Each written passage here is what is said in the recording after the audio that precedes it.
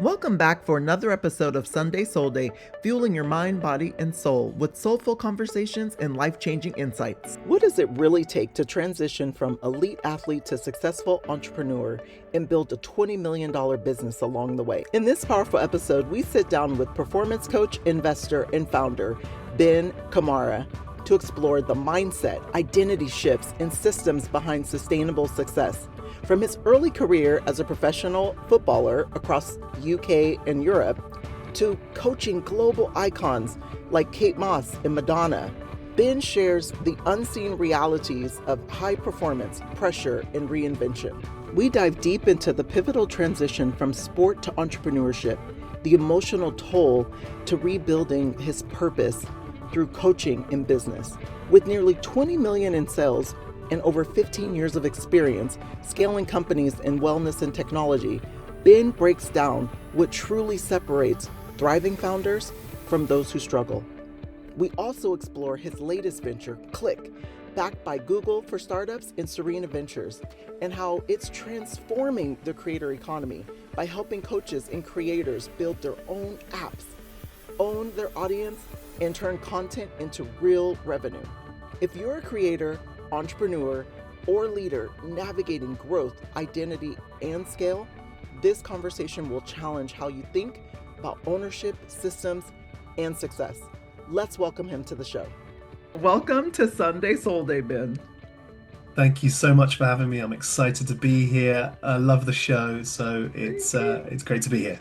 Thank you for that. I am so excited to talk to you.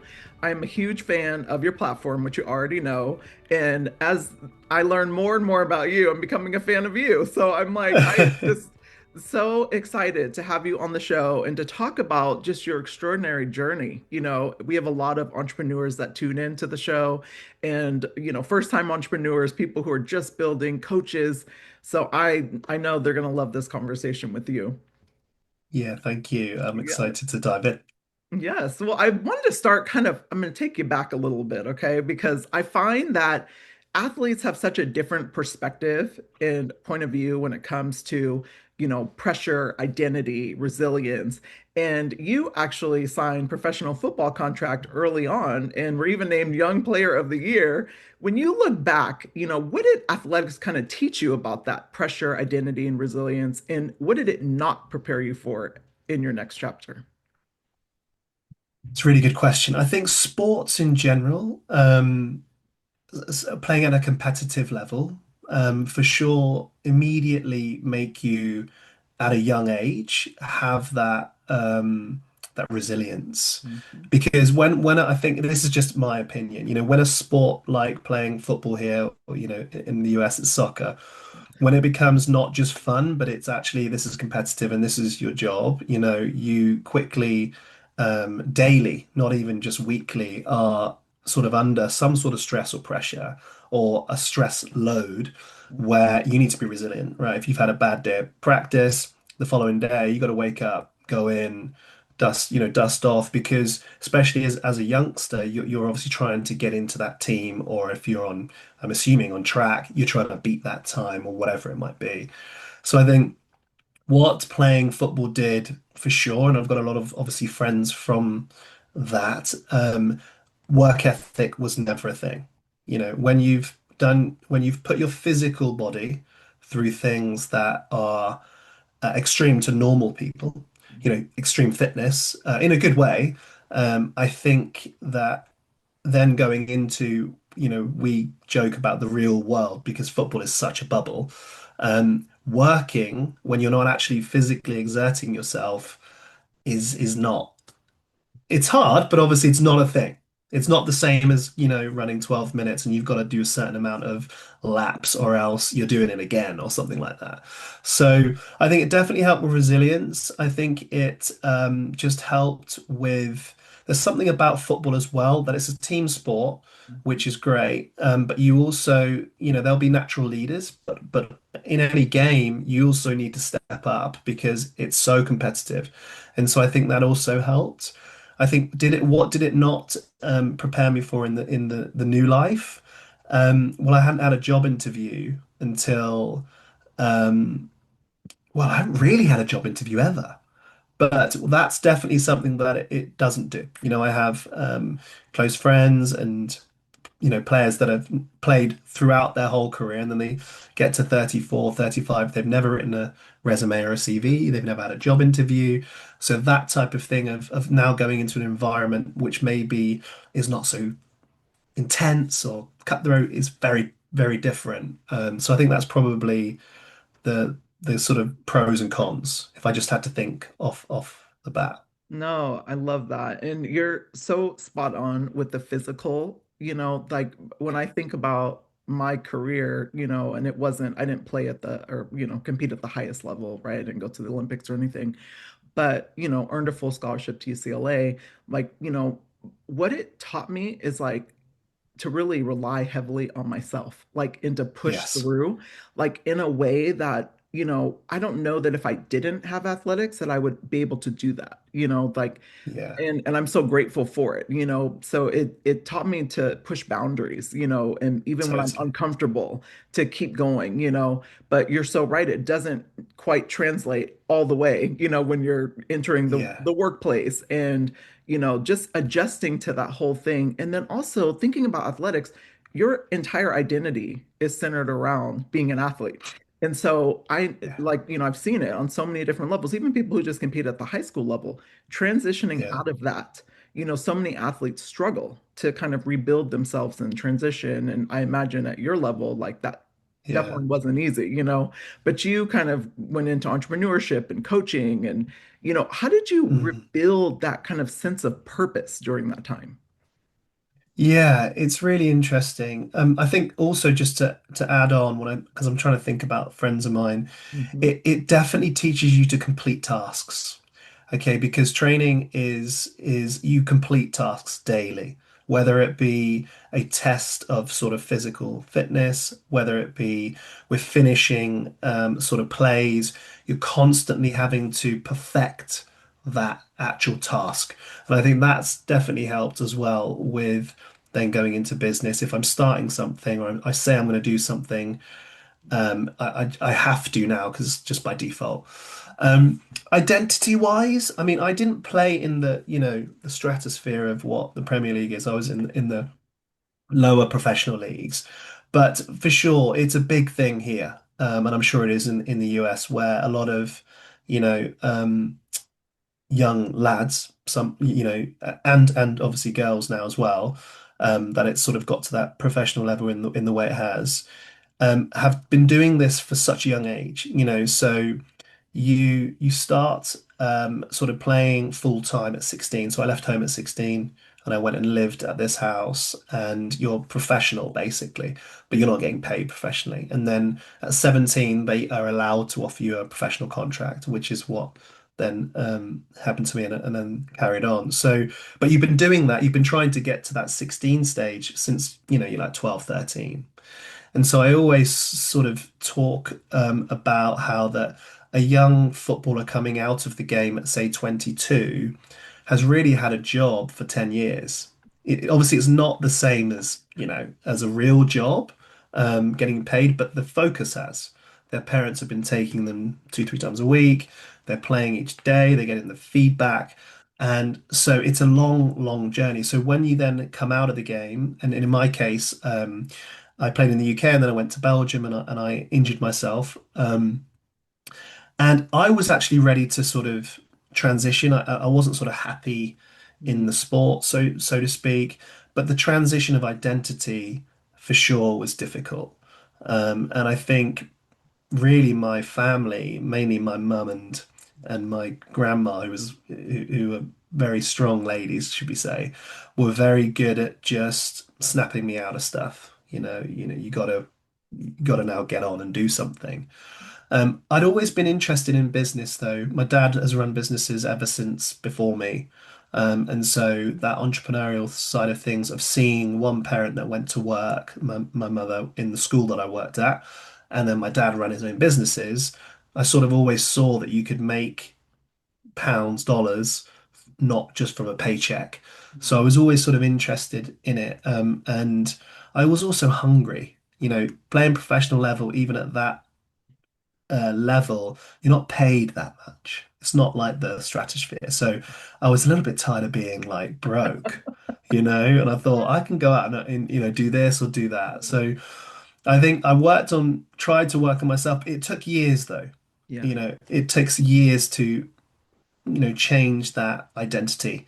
And some people don't ever change their No, identity. They're they don't. still, I mean, they're they're still hanging still, on to it. yeah, I love that you touched on that. And I think you said something that is such a great point, especially for athletes coming out of it, is like having people who can help you snap out of it. Having people who can continue to hold you accountable, but also love yeah, you at the same time. totally. And because it is such I mean, your entire identity is wrapped around this thing that you commit to, for years at a time. Yeah, And then coming out of it, you almost don't know who you are anymore. And so it's really about scary. yeah, it is. And it's really about recreating yourself. But I think when you've never had to do that, for the very first time, it is very difficult. And so you are very Yeah, blessed to have people around you to support you through that. The other thing that I was so curious about, because this is the other component that I think people forget is you don't always have business people around you, like a community of folks who can kind of pull yeah, you in. Now, there's some athletes who do a very good job, they're yeah, kind of networking and doing that, but not a lot of people are doing that. And so I'm so curious, like, how did you become a coach? Like, did you have a network of, other coaches who you were seeing yeah, them kind of, like how did you yeah. transition into that? I fell into it. There's Okay. no crazy story. So the story, or what basically happened was I had 6 months that I was injured for. I was in Belgium and I needed an operation on my ankle, and it had 6 months out. And a very good friend of mine was in London. He'd moved back to London. He'd been away, and he was doing a strength and conditioning and sort of rehabilitation coaching course. And here in the UK, we have something that's called the Professional Football Association, the PFA, which are a union for professional football players. And their job is to make sure that there is a career or life after football. So they pay for a lot of education. It's fantastic. Yeah. That's fantastic. So they were really pushing for players that, wanted to learn and all these sorts of things. They still to this day will pay towards education. And so I was like thinking, hey, I'm gonna, let me go. It's a 5 month course. Don't really like going to school. This was at that time. I'm going to be with one of my really close friends. It's during the summer. I'll have my operation. I'll do the course. I don't really like the gym. I didn't like the gym. Um, so let me just go and do this. And, I'll tick a box. Mum and dad will be happy that I've now gone and done some more education. And what happened was I did the course and I soon realized that I was really, really enjoyed actually learning a topic that I was then interested in. And I thought, actually, I think I could probably do this. And so I called the chairman of the club, so the owner of the club in Belgium, and told him, I want to cease my contract. He wasn't very happy, and that's when I got into the coaching. That's the backstory. Um, and I think it was just a new environment. I was very lucky to find something that it is you're in the UK if you're a coach in that way, you are a solopreneur, basically. You work for yourself. So I felt that I could do that.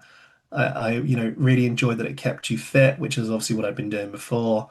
And I thought, hey, I'm going to be in London.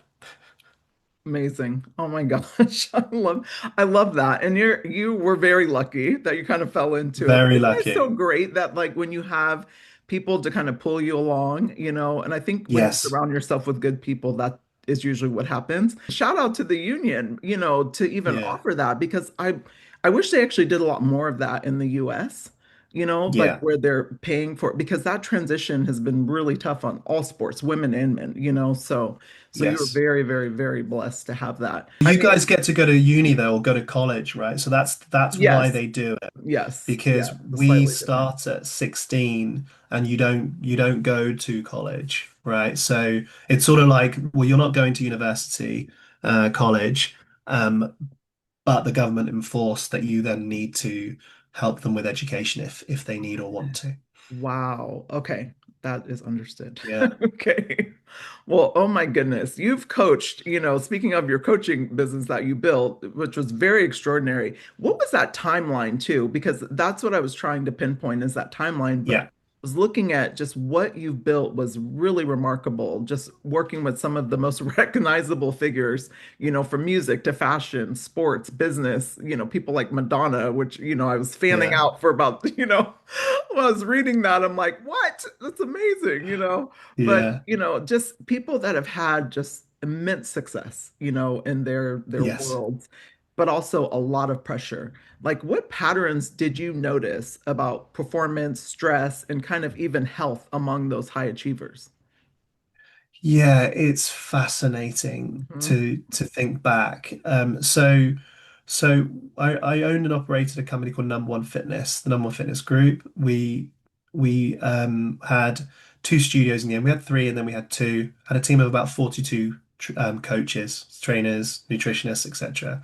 And I ran that for just over 11 years. Yeah, here in London. But yeah, the likes of some of these highly successful people. They're incredibly, um, what's the way to describe it? They're incredibly sharp, incredibly sharp. The smartest people I know or have met are some of these people, and also they're always sort of, I don't want to say on, but they've got to that level because they are a different type of hustle, a different type of confidence, and they have strong from just being around them. And so for context, I would go and spend maybe a month with the client if they came to Europe or something like that. They're very their opinion, they're very sure of their opinion, and they'll go and execute on things. I worked with a duo of photographers, which are incredible. And one of the guys, Mert Alas, shout out to Mert, he's been an inspiration, seeing what he's built, his just the way that he has created um, his persona, even, of what he does. He's a photographer. You would label him a photographer, but he's an artist, Yes. So it's been really interesting, and I think it's also was helped me to see where you can achieve greatness. Some of these people have come from similar backgrounds, come from sort of working class backgrounds and have achieved such greatness and had their stamp on that industry. But definitely, I think they sort of know what they're doing and they're in their lane and they execute. That's what I think I've sort of learned or seen. Mhm. Oh my gosh, you're giving me chills as you're talking because I've been, I've had the privilege to be around Mm, just extraordinary people, from business, to athletes to entertainers, all everybody in yeah, between, right? And I will say, like the people who are probably the most successful, like you said, have such confidence within themselves and they're very yes, sure of who they are. yes, Where their moral compass is, their standards, it's like they have this way of living, almost, what I like to call our operating system. They are dialed yeah, into their operating system. And that's what makes them great. Like they're like, and I love, watching people in their greatness, because it's so inspiring. So I can imagine just being around yeah, extraordinary, individuals yeah. like that, how inspiring that was, for you. Absolutely. From and some of the business people to Mhm. top athletes all have exactly what you said. They're dialed in. Yeah. They're locked in whatever they're doing at that time, and the output is inspiring, Yeah. Um, so I was hugely privileged to work with some of these people and just be sort of, in the corner listening in or whatever it Yeah. might be. Exactly. Stealing nuggets here and there, little gems. Yeah, Yeah, absolutely. absolutely. Absolutely. It's interesting. I read this book. Shout out to Tim Grover. I mention him often on the show, but he has this book called Relentless. I don't know if you've ever read it, but if not, add it to your list Yeah. and thank me later. Okay. Yeah. So, Okay. so he has this. he talks about three different types of people. And when I was looking at some of the, people that you had worked with, I'm like, oh my gosh, like he worked with so many cleaners. So he has these three different types of people. There's a cooler, a closer, and a cleaner. Okay. Oh, right. And I know I'm like, I love this. It's so simple, but and I usually don't like to place people in buckets, but when he explains it in the way that he explains it, I'm like, I get it. And so Yeah. I'll give you really quickly, just for the sake of the time, but I'll tell you the three difference between, the Yeah. cooler, closer, and the cleaner. So I'll use a basketball player, for instance. Okay. Yeah. So coolers have, great games. Okay. They're, players that, they'll hit those scores every now and again, Yeah. but they're inconsistent. They need a lot of, pats on the back, kind of motivation, to get them going. But then you go to the closer, and the closer is someone you can rely pretty heavily on. They're Yeah. they're consistent, they have great seasons, Hmm. and they're those kind of star players that stand out, and you definitely can Yeah. see the difference between the cooler and the closer. But the cleaner is someone like, we'll use Madonna, okay, as an Yeah. example, where they have great careers. And Different. so Yeah. they're just cut different. Like think of the Kobe Bryants, the Michael Jordans. I'll even Yes. throw LeBron in there, like, and Tom Brady. Tom Brady is, like, and so Yes. on and so forth. It's like, I love that, when I think about that, I'm like, you see the difference, and you probably saw the difference working with so many different types of individuals, where Yeah. you get the ones coming in, they're complaining, you got to kind of motivate them to get them Yeah. going, Yeah. Yeah. and then Yeah. others come in and they're like, they're ready, but they're still, somewhat inconsistent. And then you got like people who are just ready to go, Different, yeah. different That's breeds. so interesting. I'm gonna read that. But You yeah, have it to. is. And it's almost like they're not competing with other Yes, at athletes, all. right? Just Or other themselves. people. Yeah, just Yeah. themselves. That's the Yeah, difference. That's the that difference. Trying to be even better than what they were. exactly. And it's fascinating. Yeah. It's fascinating to see it in real life, you Oh, know? yeah. Well, and you think about someone like a cleaner, they're the ones actually setting the standard Yeah. because they're And not then people competing are with trying to anyone else. raise to that. They're Yeah. the one keep Yeah. raising the bar.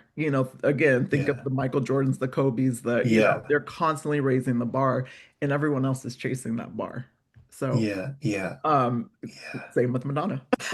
Yeah, yeah, You know? exactly. So, oh my gosh. Well, then, after coaching, you kind of transitioned into investing and, entrepreneurship, and really started to kind of build your own, company, which we'll get to in a Yeah. second. But I'm so curious about kind of investing in companies, because I feel like, there's like a shift that needs to happen when you start thinking about how, like, it's one thing to invest in yourself and your own business, but then investing in others. Like, what shifted for you where you wanted to even invest in other people, after investing in yourself and in your business? Yeah. Do you know what? I think what happened was I found business, which became just as much of a love as previously that football was. I love talking about business, meeting business owners or people working in businesses and founders. And I've got a ton of books here, and Relentless isn't on that list, but all on that type of thing. Some people like personal progression. I just love studying business. And so when I became, let's say, an entrepreneur, really was just I was a solopreneur, and then I hired someone and continued hiring, and it became a business. Um, I sort of still am. I'm very involved in sort of now the startup scene, and obviously we'll talk about that, but previously to that, just the other business scene. And so my first investment really was actually in a technology company that built e-learning platforms. So it was a learning management system that I was first consulting with to help them with some of the stuff they were doing. They were creating education using VR headsets. And I just suddenly was like, realized that, actually you can invest with little money. It was a tiny check, right? But I just then realized, wow, I actually want to be part of this and I actually want to contribute to this. And if there's an upside of this, I'd love to be involved. And so that was sort of the first part. Then, we'll get on to sort of KLIQ. It started to just be really around how this is a thing, and for context for listeners as well, Silicon Valley and investing and angel investing is not a massive thing here in the UK. Yes, we have investors and we have VCs, but if you go to the local coffee shop, and I live in central London, and say, do you know what an angel investor is? To maybe 10 people, maybe 50% will know what it is. It's not like the US. And so found this ecosystem. Wow, all these founders are looking for investment or whatever it might be. And so I'm early on in my investment sort of journey, but I love it. I've invested into a fund here in the UK. Shout out to Rupa Ganatra. She's an unbelievable founder who's now got a fund. And so also that is like learning what it's like to then be part of that journey and seeing how incredible a team like that can do. So it's been interesting. I love it. Yes. Not as much as being a founder, just to say. Yeah. No, but I love that you kind of touch on that for the audience, because a lot of times when people think investing in a company, they think they're writing these massive checks. And you No. can get started with very little. There's so many, especially in the US, so many funds available, that you can contribute to and Yes. kind of get your feet wet, early on, and then kind of grow your check size over time. Yeah. But I think that was really important there, because there is such a difference, when you're operating on your own and then like you're really fascinated with the business, but thinking in terms of, hands-on operations to then systems and scale and capital is like very different, which kind Yes. of brings me to your recent baby, your latest venture, Yeah. KLIQ, which I'm a huge fan Yeah. of.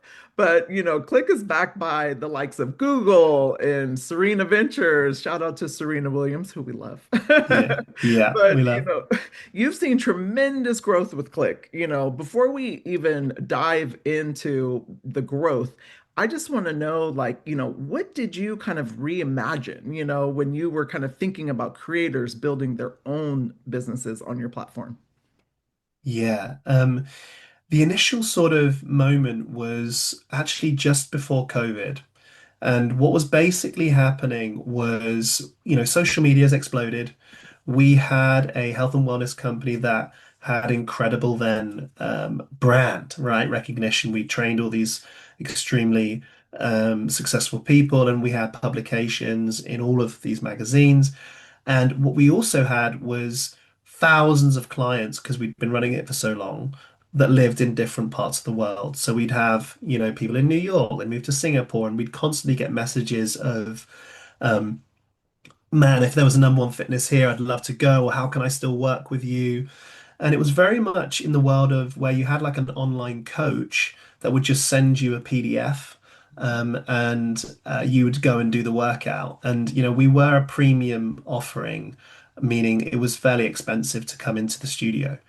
It started at like $1,000 a month to come in for sort of 2 sessions a week. And so trying to sell a PDF for, there's $1,000 a month, or it just wasn't the same. So the initial idea was actually, hey, I've got a team of 40, 40 odd trainers. They could be training some of these clients that they'd met, they know.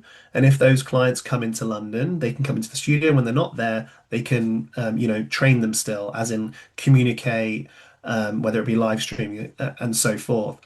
Um, so that was the initial first sort of idea. And I looked around and there wasn't anything that just had everything in one place. Right. I would have to, have the clients going into Zoom, which I hated because it just, again, was not brand aligned. They'd have to then try to do some sort of chat. And it was just all over fragmented. So the original sort of purpose was actually an in-house product. And then COVID happened, Yeah. and obviously everything changed from, especially within the health and fitness sector. And the real sort of penny drop moment was that I did a talk for ACE, the American Council on Exercise, to their coaches. stating, this is still a time where you can support your trainers. And I just said, we have an app that if anyone's interested in downloading, and we had 2,000 trainers download. Oh my. And obviously, it was the peak of COVID, but that was the penny drop moment that made me realize, hang on a minute, this isn't just, something that we are struggling with. What are coaches, specifically in health and fitness, doing? And they're not really able to do anything. And so that's sort of where it became the initial starting point. We then got some funding, and I was super grateful to go through with the amazing team at Google for Startups. That was sort of our first investment in. And then they were incredible at just nurturing more from me owning bricks and mortar gyms and sort of systems in that to actually now this is technology. Yeah. How do you make it, scale? So that's basically how it started. And Wow. now transition on. We obviously support coaches in all different verticals. Mhm. Amazing. I did not know that was the story at first. Yeah, So thank you for sharing that because, when people start things, it's always like, hey, what problem are you trying to solve? Or what are yeah, you? And your need presented itself, and you were obviously solving a problem, but it was like something that you were just like, yep, we already have an app, we're gonna do this. And you had a whole like it's amazing. You had customers already, like yeah, people struggle to get their first 100 and you like starting off with like thousands, So yeah, yeah. incredible. Absolutely incredible. What would you say, because you were saying some things were kind of missing, in other platforms that you were kind of taking a look at. What do you think is maybe broken in the creator ecosystem that, kind of made you feel that, Click even needed to exist? Yeah, I think it's got better now. There's obviously Yeah. some great tools that people are using. I think it just didn't have that, that Shopify effect. Mhm. And I always talk about that sort of inflection point of pre-Shopify. If you wanted to sell and do e-commerce, you were getting a website developer or you're trying to do it yourself, and then they created a platform that aligned, yeah, with the need of just that sector, and it just exploded. And if you listen to the founder of Shopify, he says about some investors saying that the market isn't going to be X millions, and obviously it created its own economy of creating that solution. And so I think what's really missing is that you sort of have the different sections of the creator economy now where they're now taken seriously as the Yes. future of entrepreneurialism. If you're a founder, you need to create content. So it's sort of hand in hand. And then if you're looking to monetize that audience and that education that you put forwards, which is what we specialize in, we sort of label them knowledge creators. So a creator that has a unique insight, has an education that is then educating through their content, and other people want to, they want more, they want more, they want to get closer. There wasn't really a platform to do that. Yeah. And so, you had coaches that were trying to sell a lead magnet, a PDF guide. And as I just mentioned, who wants to buy a $400 PDF? Not really anyone. And so what we try to cultivate is a platform that gives you that end point. So you have the ability to launch a digital storefront. But we started with app because we also realized that in an age where everyone is living on an app, if a coach has a big enough audience, has enough content, so selling e-courses, has a community section, why don't we democratize them building their own app and not spend $100,000 to build, but tens of dollars per month? So I think there's that. I think it's still fragmented. I think a lot of creators still have to use a few different tools. Yes. And we're sort of working on trying to solve that, but it's definitely got better. Yes.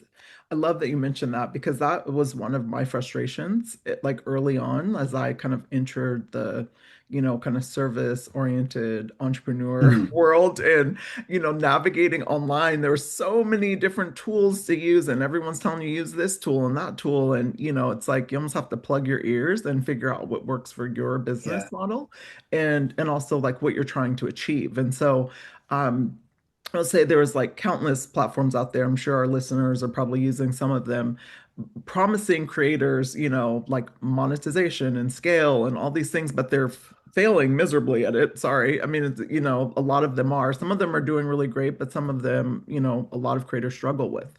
From your Yeah. perspective, what is fundamentally different with Click from other tools? We won't necessarily name the tools, but Yeah. but Yeah. but what's different right now? Because you guys are constantly, and this is another thing, shout out to Click team. You guys are constantly like evolving and adding new features, and so I'm very grateful for that.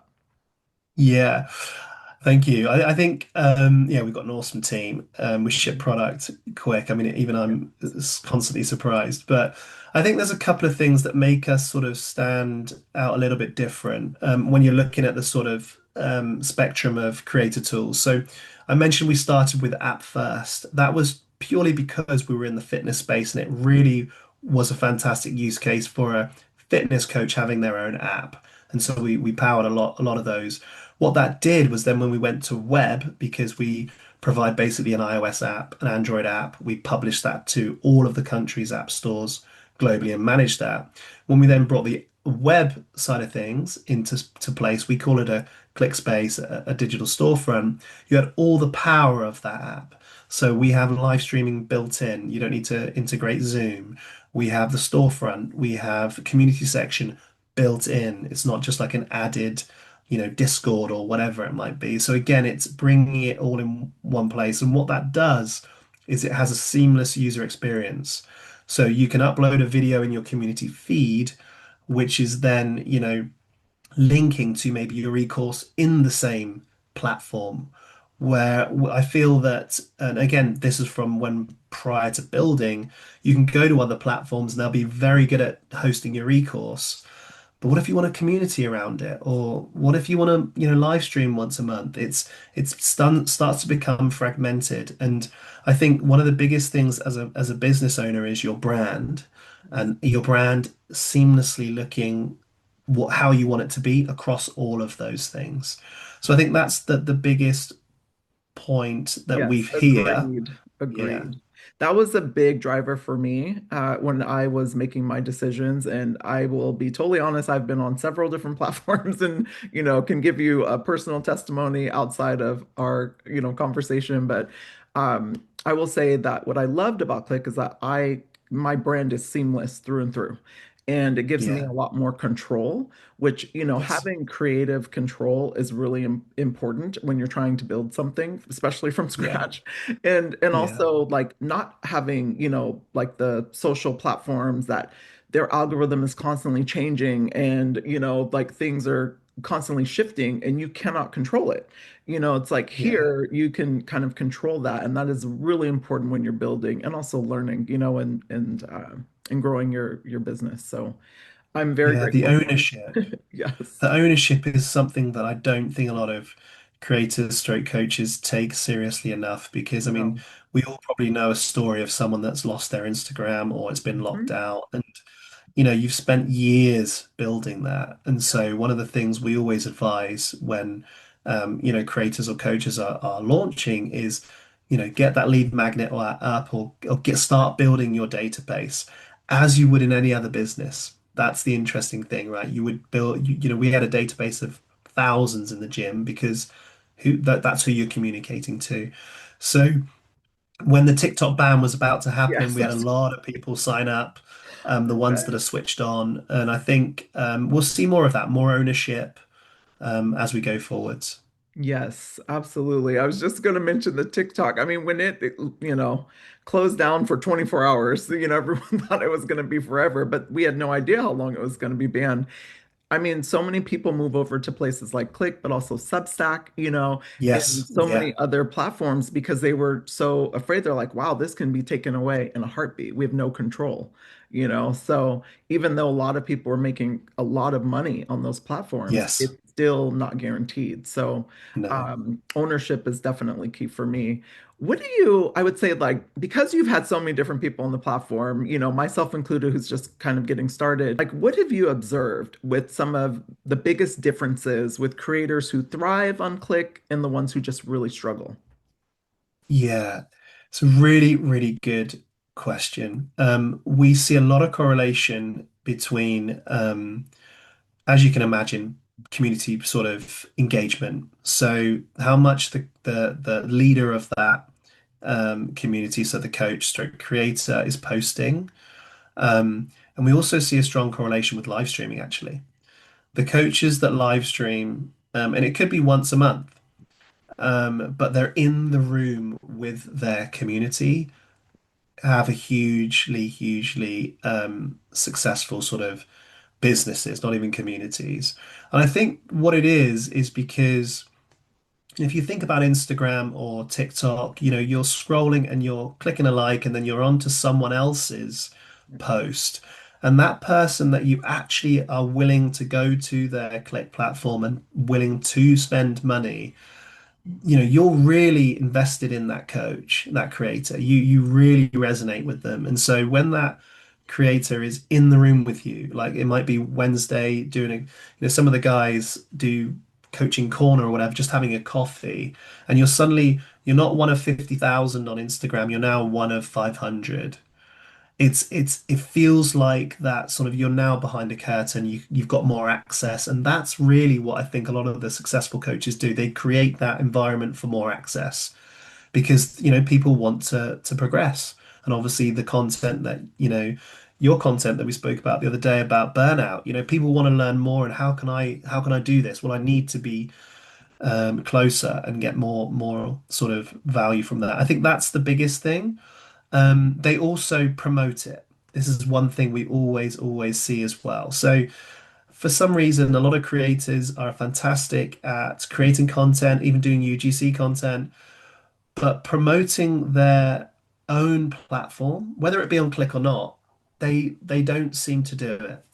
And we did a sort of research paper to show some a cohort coaches about 18 months ago now, but we looked at Kylie Jenner, right, and how many times she mentioned a product within the space of like 24 hours, and she did it like 7 to 9 times. Right. And so within that 24 hours, a story here, a little caption here, in the stories and a post. And that's what you realize is that you constantly need to be saying, have you seen my app, or just a photo of the app, or it could be your digital storefront. All are showing people what they're going to get from going into your own ecosystem, because that's what they're basically doing. Yes. Oh my gosh. Yeah, I felt like you're calling me out, but in like the most loving way. No, I see Because it all the time. no, but I'm like terrible at that, and it's something I'm working on, and I'm building people around who can help me with this Yeah. because I am such a creator, Yeah, and yeah, yeah. I love just all of the components that go into creating, and Yes. going in deep. But then the part that I'm just not excited about is all the promoting, even though I know I need to talk about it and I can talk about it, but I'm like, I know I need to be doing a lot more, when I get emails from, some of these larger brands, I'll get like 7 emails a day, from them. Yes. And then here it is, I'm like promoting my business like, once a week. I'm like, what are you thinking? You know, Yeah. you're literally building from scratch. You got to Yeah. promote a lot more. So I love that's such a great reminder and such a good nugget for all of us, even the Yes. ones who are pretty good at it. It's just staying in front of people's minds. I will say Yeah. the other thing for me was shifting, my mindset from a creator to a business owner was also like a little bit of a transition for me, because I had been so like kind of like a clogged pipe with my creativity. And then I was just ready to unleash it, and always possible long form, short form video, this, that, And but I realized, I was not focused on the business ownership, and Mhm. spending my time on tasks that I should have been, delegating. So Yeah. would you say Yeah. that's something that you've seen too, is like a shift that a lot of creators have to make?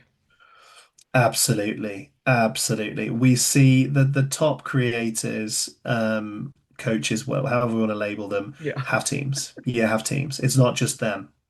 And that could be just someone that is supporting them with, posting, could be someone that edits for them. They definitely have people around them because again, there's a lot. Running a digital business is a lot when that's um the way that you're creating revenue. Mhm. Obviously, offline is still incredibly difficult, but I always, state that the gyms that I had, people walked past every day. I didn't need to do anything, so I could stand outside and just go, "Come in here, come in here." Online, you don't get anything like that. There's no footfall. So it's constantly being on and constantly having that strategy that you need to execute on. And so a lot of the creators, yeah, have that team. They have people that bounce ideas off. We've just launched Click Concierge, which Yes, is, amazing. yeah, sorry to plug that. No, I was good. It's If you weren't, I was going to. So. yeah, it's so we now, because we kept hearing it last year with our partner programs, like, I don't have enough time, I don't have enough time. So we've just launched Click Concierge, where you can have 15 hours per week with a dedicated trained virtual assistant that manages not just your Click platform, but also your other business. It could be your email or getting back to brands. So anyone that's interested, please head over. But yeah, they definitely have teams, and I think you need to make that decision early on and try to work towards that. Yes, and it is. It's quite a journey because, when you're first building, you're strapped for cash, let's just be honest, Yes. right? And so it's really like how quickly can you build in order to then delegate those smaller tasks off your plate, so then you can Yeah. run more, So it's something that I've danced with. I've worked with virtual assistants. I've, had a small team of like sourcers with my Mm. talent agency, and it is a dance, because as you're building credibility, you're also building your business. And then Yes. it's just a lot, like you said. So I love that, the service, they're already trained, already ready to go. Yes. And that is a huge differentiator between a lot of other platforms that just, kind of it's a sink or swim. So Yes, it is. Because even just, creating the platform, your own branded Click platform takes time and takes education, and similar to all the other platforms, right? So we want to be creator first. We want to make sure that have as much help to succeed as possible. That's sort of our internal mission. But I think a lot of creators also are not quite sure where to get or place a VA. And I think the way that we think about it is, if there is one thing that you know is sort of constantly being pushed back, it's constantly sort of affecting your business. It might be that you're terrible at chasing up invoices that need to be paid. It could be you're not actually that good at posting or scheduling the posts. Get someone in for that specific role. Mhm. And you'll start to see, obviously, the needle move is what we sort of see. Yes. And I also say, like, think about some of those smaller tasks that like don't give you energy, Yeah, like, and kind of deplete your energy, like offset those tasks, So I am very big on that. I'm like, okay, I'm not going to name the platform, but there's a platform that I don't really like to post on. I don't like to think about it, But and I was using a VA for that, and they yeah, focus heavily on that for me. And even now, like I'm working with a PR company who's basically taking that over for me, so I don't have to worry yeah, about which is great. So and that is, that serves me because it gives me so much time back. And I think that's where, when you're first kind of starting off as an entrepreneur, think about where you can get time back and then Yes, reallocate the free time that you have, whether it's to work, in your business or on your business, because it's so there's a important. difference, So yes. Oh my goodness. Well, when you're thinking about Click, kind of long term and zoom out 5 years from now, which I'm sure you've done, like what does Yeah. success look like for you and the team? Not just from a revenue standpoint, which I'm sure your investors care about, but but more like, from a creative standpoint, like, creators living, working, and kind of owning their own platforms. Yeah, we want to become that place, that trusted place that if you're in the space of content monetization, you have a business hub. You wake up in the morning, you open up your Click platform, and that's where you're seeing, the digital assets that you've sold, or the new community members that you've had come in, or, we're building AI agents into the platform where they are helping you with your business. And we look a lot at the likes of Shopify, and what an amazing thing or creation they've done, because it's not easy to make a Shopify store.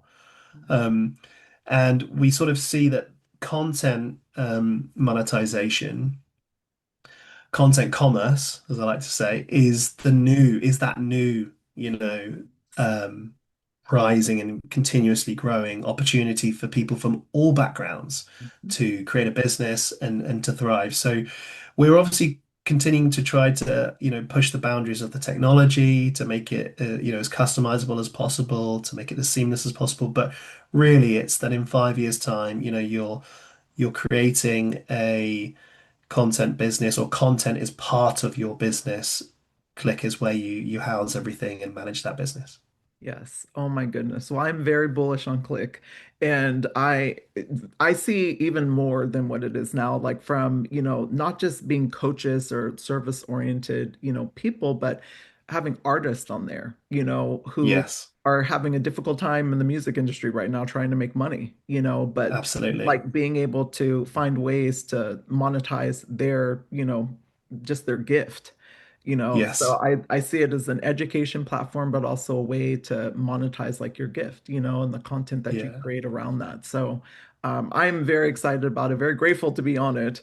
And so one question I have for you, or last question I should say, is as a, father, a fiance, soon to be husband, and entrepreneur, and all the things that you're building and doing with Click, but also the team that you're building, Mm. I imagine like just the amount of pressure and stress that you deal with, personally and professionally, right? Like, how do you take care of yourself, mind, body, and soul, to keep fueling yourself up to do the work?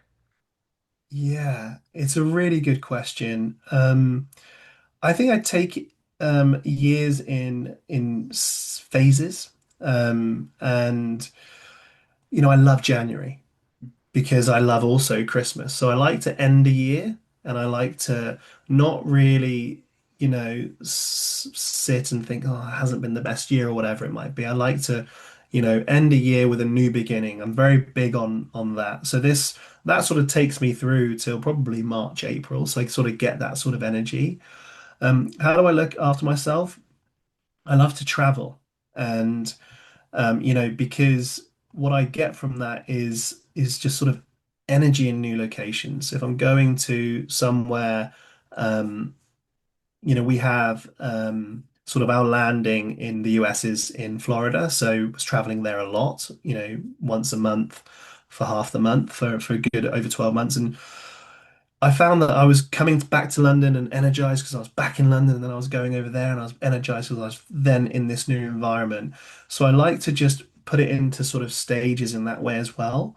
But I also, which I've spoke to you about before, I sort of burnt out back in my previous business, and so have a sort of mechanism where I try to manage that as well. So every 3 months, I'll sort of try to analyze myself. I'll look myself in the mirror, like how tired am I looking? Because you can see it on my face. If I'm incredibly tired, I probably look a little bit tired now. And I would make a decision on, do I need, a Ben day? Where it could be that I'm extending a weekend. It'd be like, listen, I'm not working on Monday, or I'm not working on the Friday, and I'll plan to sort of really sleep to recover. That's been harder since the birth of my daughter, Daughter. but I think that's what I try to do, and I always also say that to founders that I meet that are struggling is manage the mental load Yes. and manage your sort of well-being. Luckily, also, I was in that sector for over a decade, so I walk every morning, and I walk in sort of the park here. So, have a sit down by the pond or whatever it might be. I try to have something like that every single day. Um, and it's really just about making decisions that are going to help you the following day. That's another thing I do. I'd love to maybe have a glass of wine tonight, but tomorrow I can't, not because I don't want to, but because I know that it's not going to help me in the long run. And so I think, yeah, it's sort of, I've now mapped it in my head in that way. Yes. Yes, I love that you are traveling and, just getting energy from different locations. Like I know we talked about this, like even in my home, Yeah. when I'm not able to Yeah. actually Which I love. physically travel, I travel within my home.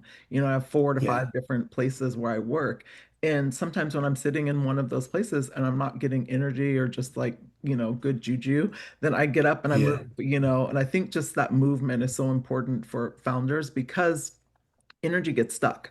Whether you're Yes, ruminating on a problem, it's like that energy gets stuck, and so it does. moving it around and just changing your perspective, changing your viewpoint is very helpful, especially early on because you're tackling a lot of things and they're coming at you, Yeah, it's whether it's your all the team time. stuff, whether it's your product, whether it's, thinking about customer, it's just there's this dance you're constantly doing. So I love that you take the Ben day. I'm gonna make a Yeah, yeah, Damesha day. I love that. I yeah. love that. I actually carve out on my calendar, I put joy time. So it's like Okay. there's and it literally says joy. So it's like my Yeah. reminder and maybe the joy is just having like a little piece of chocolate, or Yes. Yeah. going and just sitting in the sun, which I am like obsessed with doing, especially when I used to live in Arizona. I'm now in California where it hasn't been sunny here. So I've been struggling. But I used to just sit in the sun, and it It's would so just, empowering. oh my gosh, it would revitalize you. So I Yeah. think, this journey, especially you being a somewhat new dad, like she's not two yet. So No, relatively new dad and, just dealing with that pressure even, it's like, yes, lots of joy, but it's a lot of transition. And then also totally. entrepreneur, building a team. So yes, I think the environment it is is. just to jump in. Yeah, it's a massive thing. I think, if you are a founder and you're tight on budget, of course, Yes. but jump on a train, jump in the Yeah. car, drive somewhere that's not where you're living and it's Coffee maybe shop. different. Yeah, you go Absolutely. to a Even the coffee coffee shop. shop. Yeah, a Yeah, exactly. library if you need quiet. There's so many. I think, we tend to get stuck just even within our movement. Yes. It's like think about all the areas that you need. If you need quiet, go to a library, local library, Yeah. outside of your Yeah. area, wherever. Like there's so many places you can go. I found this one park and it just, stumbled upon it, but no one was there. And I used my phone as a hotspot, just so I could get Yeah. internet. And it just totally shifted me, So I think when you don't have the budget, like, Yes.